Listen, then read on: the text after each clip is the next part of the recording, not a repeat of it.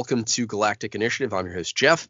Since the premiere of A New Hope in 1977, Star Wars fans have lauded the original trilogy. Today, I occasionally hear criticism about dated special effects, slow pacing, and poor writing.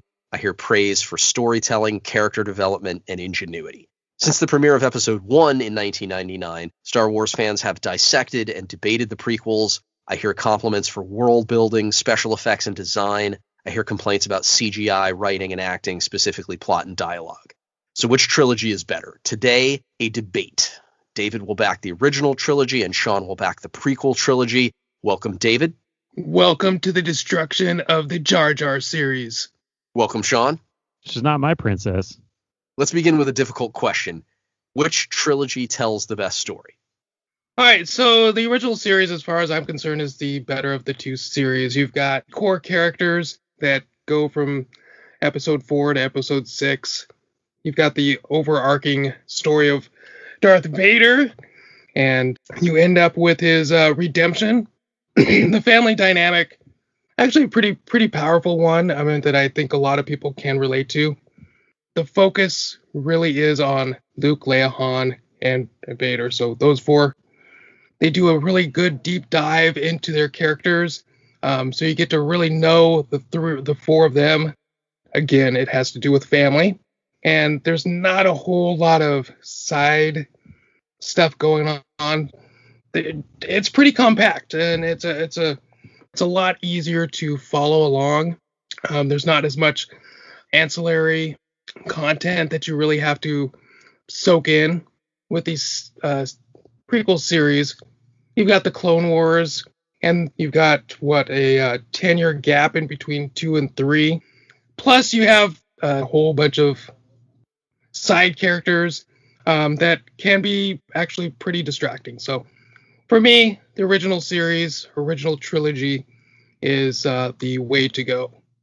Okay, so the prequels are, first of all, they're a more cohesive story arc. Because of all of the trilogies in the Star Wars universe, they're the only one that was actually written as a trilogy. So the original trilogy was written as a standalone film with the potential for sequels if it was popular. So that's why we have the awkward kiss between brother and sister. The prequels, there's more robust storytelling when it comes to character development, when it comes to universe building, world building, whatever you want to call it. It's a more epic story arc because it expands over more portions of the galaxy. It introduces a whole host of characters when it comes to different species and different planets, and it lays this great foundation. Yes, it's after the fact, but it lays this great foundation for the story that comes after it. David had mentioned that there's this family dynamic and all these things. This story is even more about family. In the sense of Anakin and his mother, and then his wife and his children, and the implications of that for the universe, for the Jedi Order, for the Empire, and the Republic. There's a lot of really great storytelling when it comes to the moral ambiguity of the characters. Anakin is the hero of this cycle, yet he's the bad guy ultimately. He turns into Darth Vader. So the observer of this storyline has to kind of be in this weird position of rooting for the guy they know is going to turn into Darth Vader. And even up to the last moment, you hope he makes that right decision on Mustafar, but he doesn't. We learn about the complexity of the character of Anakin Skywalker. We understand that he is like so many other evil tyrants in history and literature. He's driven by the idea that he is doing good or right. He is motivated by love, which is very strange when you think about it, murdering younglings because you love someone. But it's a very rich and deeper development of all of the main characters in this series over what we get in the original trilogy. The original trilogy it's just very cut and dry. You have good characters, you have evil characters, and that's it. You talk about a compact storytelling and that it focuses around main characters. Well, I would argue that also the original trilogy, the prequel trilogy, also focuses on 3 core characters of Padme, Anakin, and Obi-Wan. Just all this great world building, the fall of Empire, the hubris of the Republic, and the self-righteousness and arrogance of the Jedi Order. And we have the great fall that has to take place before we can have the redemptive arc in the original trilogy. So I would say that you get better characters, better emotional variety from the characters, more backstory, a broader canvas, more sweeping, epic storytelling, and you get better stormtroopers. There are no stormtroopers. Who would you rather go to war with? A group of troopers that were able to kill Jedi, subjugate a rebellion from the separatist systems, and ultimately restore peace to the galaxy, or a bunch of guys that can't hit the side of a barn and ultimately get killed by small furry mammals? Dude, you forget Jawas and Tusken Raiders, Uncle Owen and Aunt Beru. Their blast points were pretty accurate there. In the first 10 minutes of the first movie. Hey, we start out strong. What can I say? After that, I blame Tarkin for the fail. So when you talk about the acting, I mean, I think that's one of the big issues with the prequels. Hayden Christensen, Jake Lloyd, Natalie Portman, and I get the fact that he wanted actors that weren't necessarily well known, but the acting is just so bad. It really detracts from the story. In the first one, Phantom Menace, Liam Neeson basically carries the cast. In episodes 2 and 3, you get Hayden Christensen in there. So many cringeworthy moments where he plays so stiff in his dialogue. It's so tough to watch. There's plenty of that in the original trilogy as well. Look at Han when you first meet him in the cantina. He can barely get around Millennium Falcon. Princess Leia, she gets really pissed off that Tarkin doesn't believe her that the rebels are undone to him, but she doesn't really say anything about him blowing up Alderaan. Right? Luke sits down with Obi-Wan Kenobi and Yoda and basically gets told, hey, yo, you've been grinding on your sister. And he's like, all right, cool. So how do we blow up the Death Star? Mon Mothma's weird. She just kind of floats into the room and talks like this about the rebellion. And you're like, what is this lady on about? Can you be a little more intense because like this is the biggest battle your rebellion's ever faced? You're going to try and kill the Emperor. It's weird. There's bad dialogue and bad delivery in the original trilogy as well. Okay, yeah, maybe some of the actors turned out better. Maybe some of the things that they were allowed to do in the original trilogy made it into editing. But I will say this, that the prequel trilogy is pure Lucas. Which trilogy features the best characters? It's kind of tough. I mean, with the original trilogy, because Vader actually goes back and forth and Palpatine goes back and forth. But I think in terms of character development, I, again, strongly believe that the original trilogy, you've got Luke goes from a farm boy to a Jedi and a war hero to redeeming his father.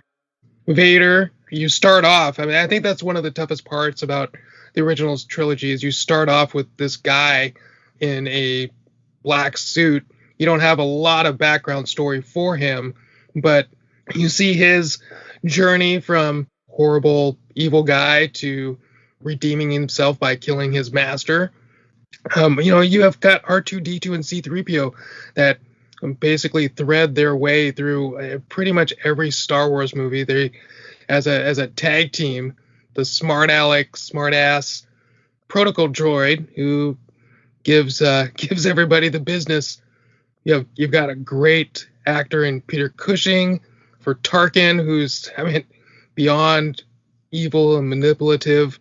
Alec Guinness, who played Obi-Wan Kenobi, the wise old Jedi who assists Luke. So you get a really good, solid base and foundation of who these people are. It is tight, it is compact, but there's enough for you to understand who they are, what their goals are, for where we want to go in the trilogy.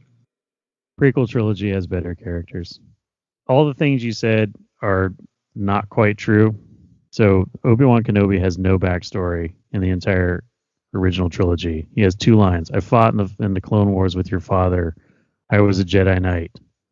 That's all we get. The characters in the prequel trilogy, yes, there's a lot more, but they're a lot more interesting and compelling. And every single character in the original trilogy, except for, I guess, Han Solo and Lando Calrissian, shows up at some point in the original trilogy, including Luke and Leia as babies. But characters like Dooku, a fallen Jedi, Grievous, this warrior who's trained in Jedi arts, but we don't know really is he a machine or a man. We get better Palpatine / Senator / evil guy, Sidious. Qui-Gon Jinn, Mace Windu, Yoda is better. Obi-Wan's entire life is played out in front of us. We meet him as a Padawan at the beginning of the first movie, and we see him as a general and clone commander and Anakin Skywalker's master. Jango Fett.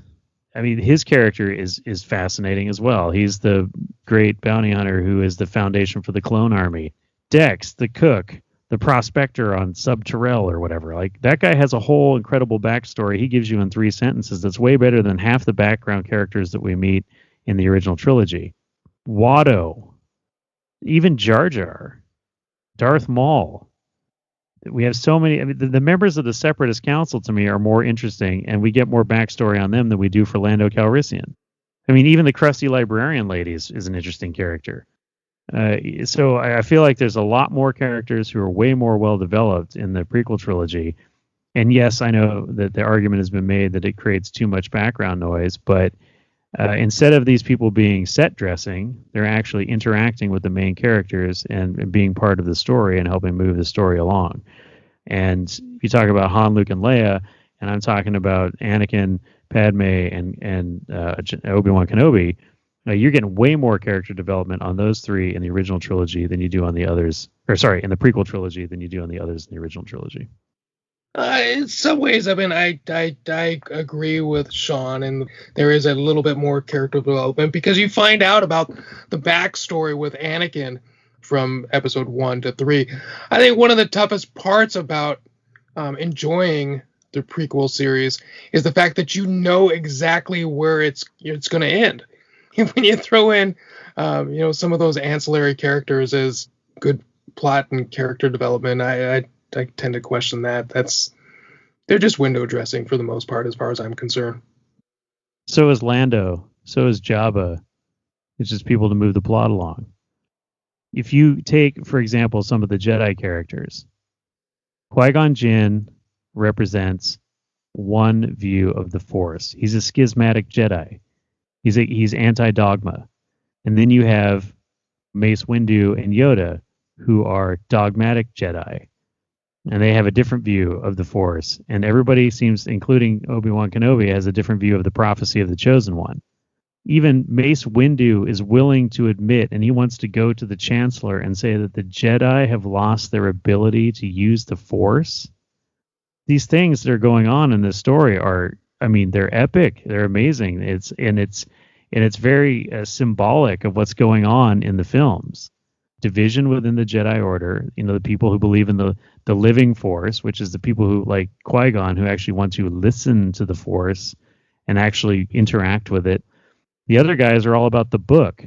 They've got the manual about being a Jedi, right? They know they have to wear the brown robe and they have to do the thing and they have to say the words, bow, whatever, go before the council. And that's just the Jedi in this movie. You've got all the people in the government.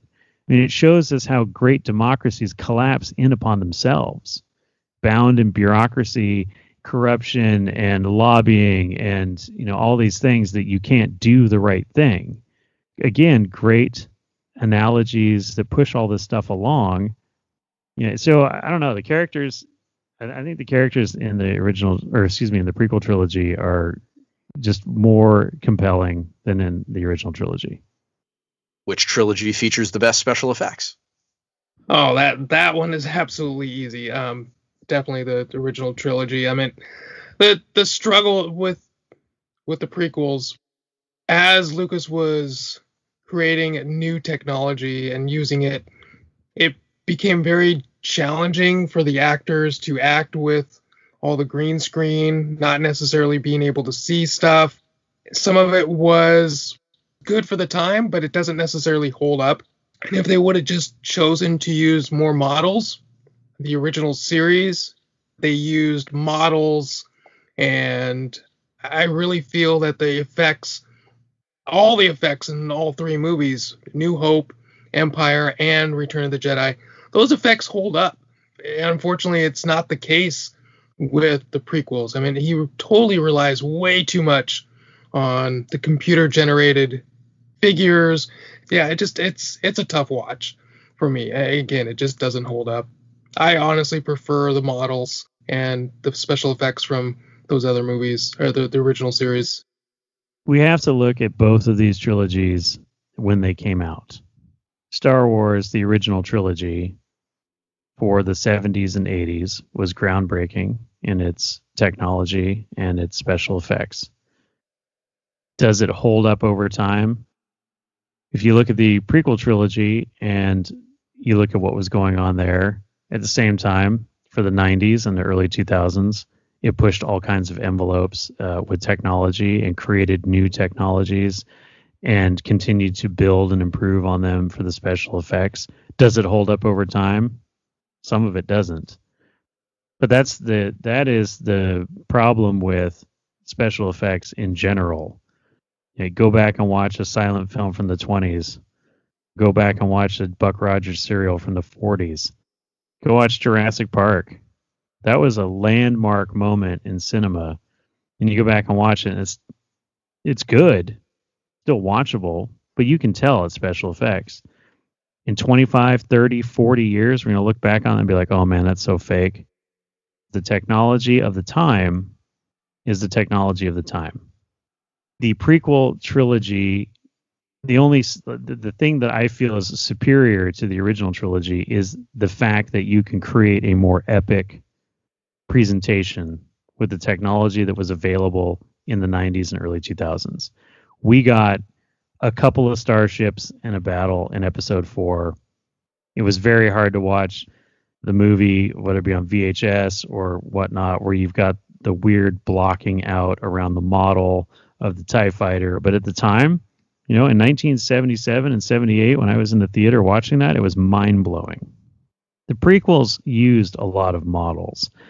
The entire stadium in the pod race was a model. All of those pod racers that were lined up were models. The hangar that they go into before and after the race where they're dealing with Watto, those are models. I believe Dave Filoni brings up the fact that episode 1 is one of the movies that uses the most models in the history of cinema.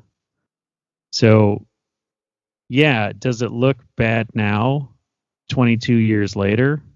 Yeah, a little bit. There's some moments in there that are cringeworthy, but then there's still some stuff in there that holds up quite well. The intro scene to episode 3 with all the starship battle over Coruscant is probably one of the finest sci-fi moments in cinema. It looks beautiful today. But I think it's a hard argument to make which one's better in the sense that when you look at what they were when they came out, Star Wars Episode 4 A New Hope, before it was called Star Wars Episode 4 A New Hope, was the pinnacle of achievement in special effects, and especially in science fiction cinema.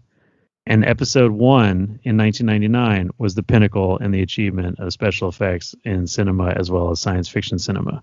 So I think that this question is kind of a wash if you look at it with the appropriate perspective. I think that there are things that were achieved in the prequel trilogy that are better simply because you can have a million starships fighting each other because you're just programming it into a computer. Yeah, the challenge of the green screen thing is a big deal. Did he overuse special effects? Probably. But again, this is George Lucas, the innovator and the creative.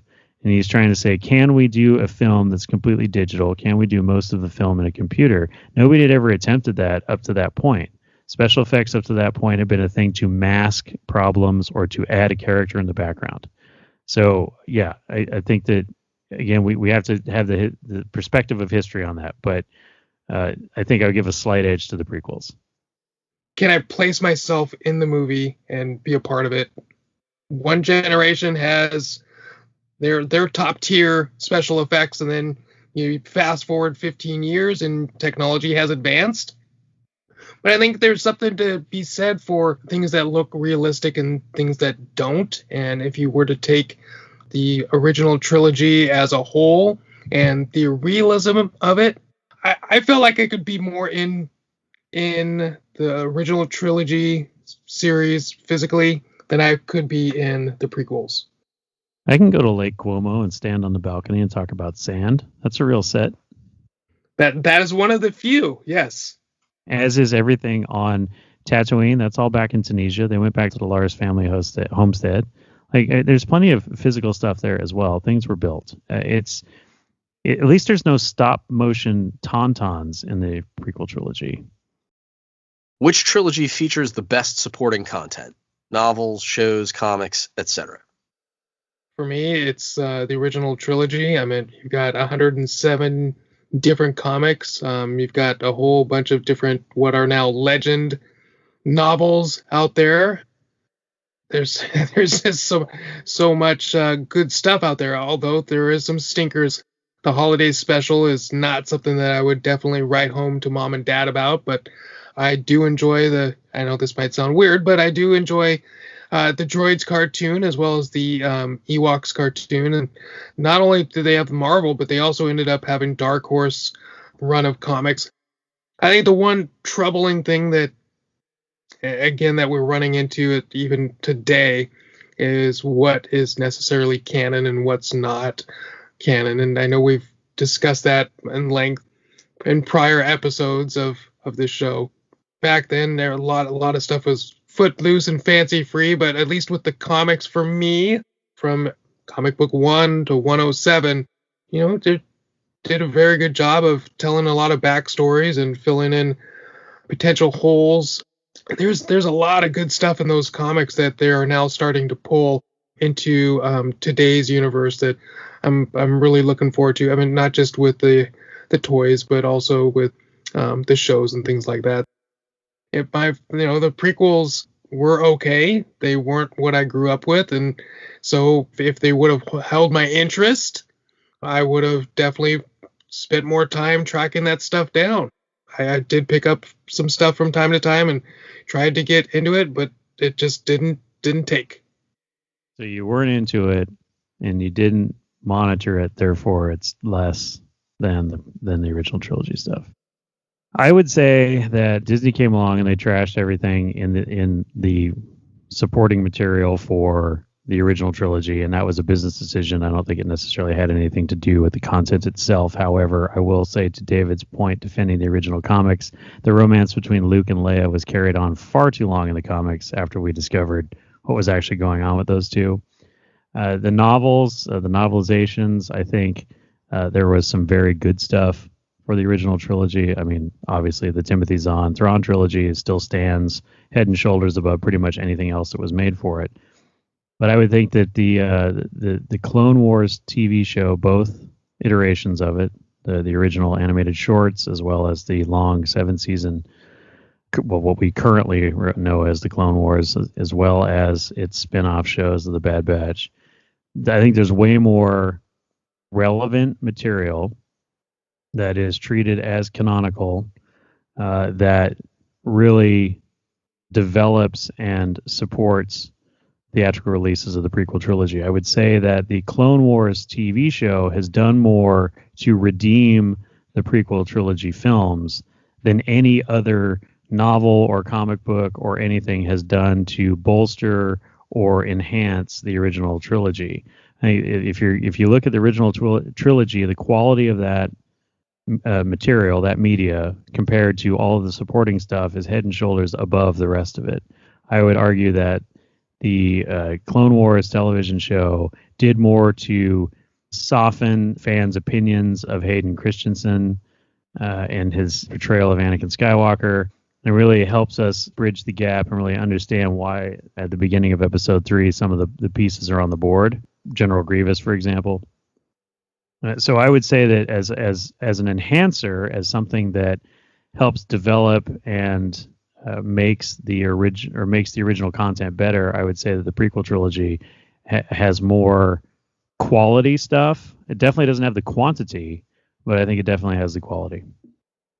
Which trilogy has the best video game? Oh man, so that's difficult. Yeah, because the original Battlefront games are fantastic, but they span both trilogies. Totally agree. And I would say that the original Battlefront games are some of my favorite in the Star Wars universe, whether it be PC or console games. But you can play both trilogies, so it's difficult to call one out over the other. I mean, the modern Battlefront is kind of So Republic Commando is pretty good, but for the time. The graphics weren't really great, but it was a fun. I mean, it was a fun shooter game, but it didn't really have a story surrounding it. So yeah, I don't know. That's a difficult one for me. Yeah. So if I guess I had to choose a favorite game, I would have to go Battlefront 2. Yeah, those original Battlefront games were just so good, and all the worlds that were brought into it, the ways you can play, and all the interesting things that you can do in those games, and the fact that it's both prequel and original trilogy. Yeah, it's a toss up. Which trilogy features the best toys? In terms of durability, the Kenner toys from the original series, they hold up a lot better. The ships, I also feel, are a lot sturdier. I mean, got X-Wings, TIE Fighters, Cloud Cars, speeder bikes, land speeders. For the most part, they put it out there. From the prequels, a lot of the stuff would break. They also didn't create a lot of play sets. I know they've got the Mustafar play set. For the original series, you got the Death Star, you've got the Cantina. You also have a play set where you had an Imperial Walker with a background, a Sandcrawler with a background and a little play set. The board games, they had just such a wide variety of different things that were playable and durable. I mean, I still have quite a few of my items from the original series. A lot of the stuff from the prequels, flimsy and not done with the best of plastic. So I don't know what just happened there. So you say that there is more stuff created, more variety for the prequel trilogy, but you think it was made with less quality. Is that what I'm hearing? There was more quantity than there was quality. Does that make sense? Yeah. So depending on what the measure of better is, one could follow David's logic and say that some of the figures that were put out in the 90s and the early 2000s by Kenner Hasbro may or may not have had the durability to survive play. But I would also say that as we moved into that era, it was more about collecting toys than it was about playing with toys. And this is the era when we began to shift from let's get 1 billion action figures into every store possible to let's have 4 or 5 different retailer exclusives and things like that. I will say that I enjoy some of the prequel toys better than the original trilogy toys, and I think that there's a much greater diversity of toys and availability of toys. We had everything from individual 3 3/4 figures to vignette sets, for example, Qui-Gon versus Darth Maul, the Gooberfish. We had all kinds of stuff. All these different animals and characters and things that we saw in the films were coming out as play sets or individual figures. We had Darth Maul with his speeder. We had Darth Maul with his robe, without his robe. We had all these different things. And it covered pretty much everybody that we saw in the films over the course of the prequel trilogy. Like, for example, they came out with the clone gunship, and then they came out with like 4 or 5 other versions of that with different paint jobs based on ships that showed up in the films. Same thing with the Jedi starfighters, one for each of our main Jedi. All the astromech droids, all these things. There's a lot of really cool stuff that came out for the prequel trilogy. Some of it was interesting and weird. I mean, like what we've talked also about Power of the Force 2 figures, which was kind of a miss for Kenner Hasbro. But we talk about characters that are missing from the original trilogy in the action figure department, Tarkin and whatever. Ultimately, yes, we got that, but that doesn't count. So these figures that came out, like you could recreate the scenes from the film fully. I mean, we got the Geonosian arena as a playset, and it's a lot larger than anything that came out for the original trilogy. It had a lot more stuff and a lot more playability to it. Again, there's a nostalgia factor, yes, for the original toys. Yeah, most of them survived mostly from that era, at least the figures did. But I don't know. I think that one of the other good things about the prequel trilogy toys is that a lot of them tried to be more to scale and more accurate screen representations. The original toys that came out in the 70s and 80s were built in such a way that they could interact with the 3 3/4 action figure, but they weren't built in such a way that they were representative of what actually appeared on screen. I would give an example of the Millennium Falcon, or even the Rebel Transport, or even the Death Star playset for that matter. There's a place for the nostalgia for the original trilogy, but I think that for sheer diversity of toys and for the playability and for really trying to make an effort to give us everything that we saw in the films, I think that the prequel trilogy toys were, I guess, to use air quotes, better. To their credit for the prequels, they did try to do the comm chip, and then they would package like pieces for robots. So I mean, they tried to do other things that they hadn't done before to help sell their figures. Definitely, I mean, I will agree with Sean. I mean, for variety, and they definitely had a lot more. Every time they went to a different scene and Padme was in a different outfit, in your head, you're like, oh, that's another figure. Oh, that's another figure. Oh, that's another figure. To be able to sell more toys. That was one of the things that was going through my head. And I'm not going to lie, it was a little distracting, a little frustrating. It seemed pretty clear that that was one of their objectives that they were trying to accomplish. I think that the marketing opportunities that the sequel trilogy had far outweighed. We all know about the history of Kenner and how they weren't prepared to even create toys because they didn't sign a contract with Lucas until way late. Knowing that Star Wars was returning, they fully took advantage of that fact, and they really made a lot of stuff available. I mean, they released way more figures initially in the first wave for Episode 1 than they ever did for all of the original Star Wars movies. We talked about there's a lot more characters in the prequel trilogy. We got figures for most of them, if not all of them. We received, multiple figures of Kenobi and Maul and Qui-Gon and others, and it's great because really we only got three versions of Han and three versions of Princess Leia and 3 versions of Luke, and then everybody else is pretty much the same. So it was nice to see they were doing that and they were giving us these figures. I just think it was better, right? We got a lot more. And as a Darth Maul enthusiast, I got all the Mauls, and so therefore it wins. Which trilogy features the best music? I know I'm supposed to defend the original trilogy, but I really think the scores from the prequel movies, even though they do have underlying portions of the original series, I really think that the scores from the prequels are just so well done. I listen to them quite often. I still do. I mean, but after the movies first came out, I listened to them constantly. There's very clear distinctions between the 3 movies, whereas in the original series, Return of the Jedi isn't as powerful of a composition. Great music coming from the first one, great music coming from Empire Strikes Back, but then Return of the Jedi, any music from Jabba's palace or the celebration from the end credits, it just tapers off way too much. Almost like dropping off a cliff. Yeah, I'm going to say prequel trilogy simply because of Duel of the Fates. In the catalog of John Williams and Star Wars, that's probably his best, followed up second with the Imperial March, and then all the other character themes after that. So I would concur with David.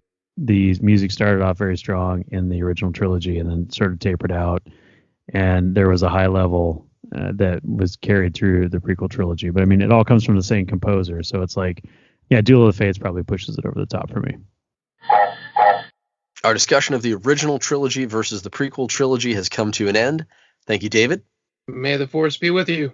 Thank you, Sean. All too easy. I hope you enjoyed the show. If so, please like and subscribe.